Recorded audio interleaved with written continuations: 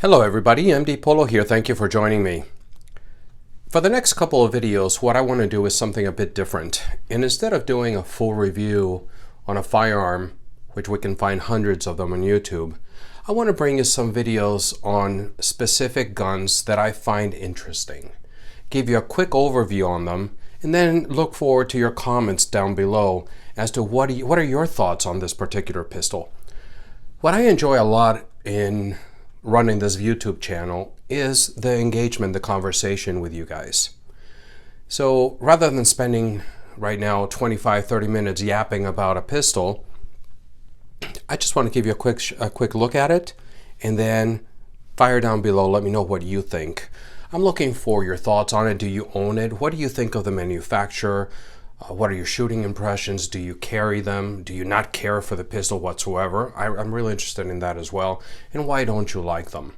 So let's start a conversation. I see the channel and many of the channels as a little community, and let's start a conversation on what I'm showcasing. The next thing I want to mention is, you may hear it in my voice, I caught a really bad cold, so I'm going to try to make it through this video without coughing my lungs out. And what I find interesting is that since all this COVID thing started about 2 years ago, I never got sick. I never got as much as a sniffle, nothing. I've been perfectly healthy. And then all of a sudden we start hearing about the flu, which we hadn't heard a word in 2 years, and boom, I get sick. I'm sure it's a coincidence. But let's get back to the video. On the table, what you have is the FN 509C Mrd, Micro Red Dot Ready. And this is an offering by FN, and FN, it's, they're built like tanks. It comes in a box like this, in a brown box, and they're what they like to say is the world's most battle-proven firearms. And it is, because they are primarily a military contractor. So let's put this for outside of the viewing for a second. And when we open this, we're going to get a nice little pouch. This is very handy. This is something that more manufacturers should make. And for YouTube, what this means is that this pistol is 100% factory stock. This is the way it came from the factory, and it is ready to accept a red dot, and is not a modification of the firearm. But it gives you a really nice instruction guide on, come on, focus, on how to install the red dot, what kind of screws, and they just do a fantastic job.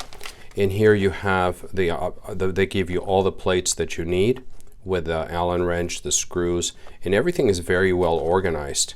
So it's probably the best mounting system for optics that I've seen in a gun, that factory. Another thing I want to say as I'm battling through this cold is that, as you know by now, I do all my videos in one take only. Except I do one take for the intro, one take for the video review part of it, and then try to put them together. So I don't do many takes and splice them or anything. It's all done in one take. So the pistol, 9mm, it comes with 2 metal mags, and they call it a compact, but I guess it depends on what mag you're using, because the one that you see here on the gun, and it is safety checked. You can see the nice polished chamber down there, and it comes with 2 mags, 2 metal mags, and you have a 12 rounder and you have a 15 rounder. So that's very interesting, because it's they call it a compact, subcompact, depending on the mag that you have. And here you go. You got enough of a pinky extension there for your grip. But then if you go down here and you put the 15 round mag, now you got a full-size grip, medium-sized hands. It's very nice. It's a heavy pistol, which is one of the things that I'm thinking about. What role would this play based on, for concealed carry, and what I already have in my collection? Is there room for this thing? So let's take a quick look at it. It's 9mm, it's a double action striker fired pistol. Like I said, 2 metal mags, 12 rounds, 15 rounds. It is a heavy puppy. It comes in at 25.5 ounces unloaded. And the barrel length comes in at 3.7 inches. Everything is steel, hammer forged steel, with polymer frame. What's really nice about the frame is, and I'm jumping a little bit around, but it's got so many textures. It's got 3 different types of textures, and I really like that they went all the way with sandpaper type texture. They went all the way up here to the top on both sides, and it's got a little bit less aggressive on the sides and a little bit more aggressive in the front and in the back where you really need it. And exactly the same texture that you have in the upper part of the grip, it's carried down into the sleeve of the mag itself.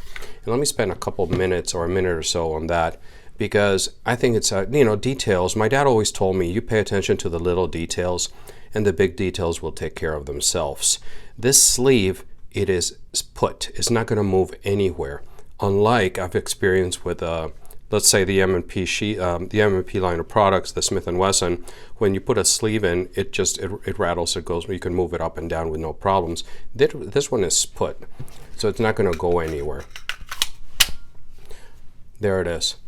The one thing I do want to say is I haven't fired this yet, and the reason for it is because I don't know if I'm going to keep it. But for this video, I just wanted to show it to you and start the conversation. What do you think about the 509C?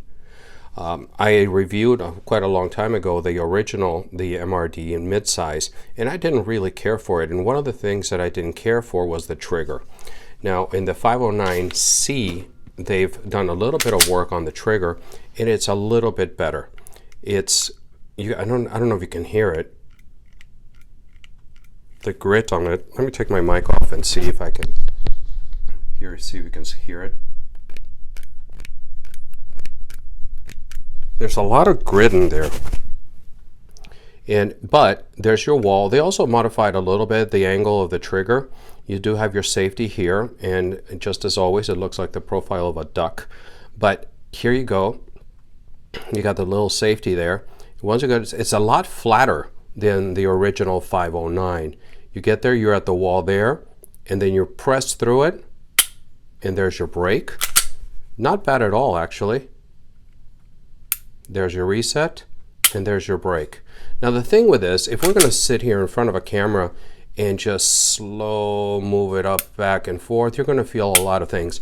But in reality, if you're out there at the range and you're just firing away, to save your life, you're not going to feel that. You're not going to feel the grit. You're not going to feel how long the reset is or what the brake is. It is not a bad defensive trigger.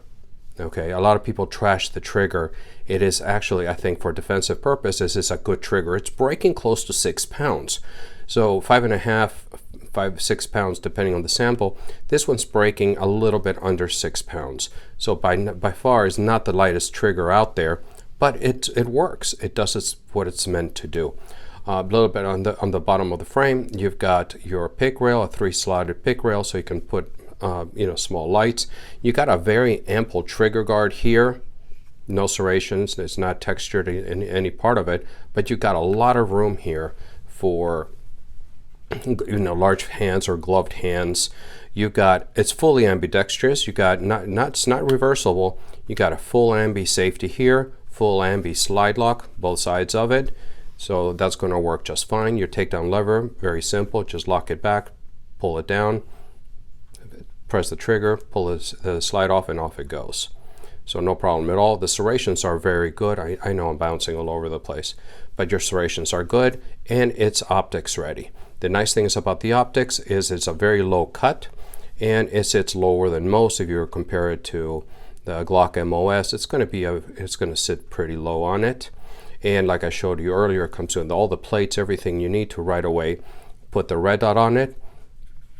And it comes with suppressor height sights. They're not white dot, they're not tritium, they're just blacked out sights. And then they got a little bit of texture, serrations on them for glare. But it's at least they give you the suppressor height sights. So if you look at this pistol, right off the bat, it has everything that most people send their Glocks out to get done. It's got all the texture you need on the grip all the way to the top. It's got full ambi. It's very nice. It works very well no matter what. I held that one. It works very well on both sides. So fully ambi, it's got your pick rail, it's got a decent defensive trigger. And for those of you that really don't like the trigger, you can go to Apex Tactical, and they've got a fantastic trigger kit that fits right in. They also have a special tool you can buy for like $35 if I remember correctly, that will help you easily and without a problem remove this dreaded little pin here that hounds most people when they're trying to do the work themselves. It makes it an effortless process. And so you can change the trigger if that's what you wish to do. Everything else comes with it. It's got the serrations, the suppressor height sights, is optics ready, fantastic optic system. The barrel is very nice. It's got with a little crown in there. It's got everything. The thing is, you know, there's holsters available for it, everything. So it's not a Glock. Is that a killer for you? What do you think? I'd like to start the conversation. Let me know what you think about the FN 509C Mrd. I look forward to your comments, and please remember that I upload videos every Friday morning and sometimes when I can on Wednesday mornings as well. I'm very active on Instagram, and there you can see what's going to come down the pipeline for the channel way before it hits YouTube. Please remember to pray for our country, and until the next time, God bless.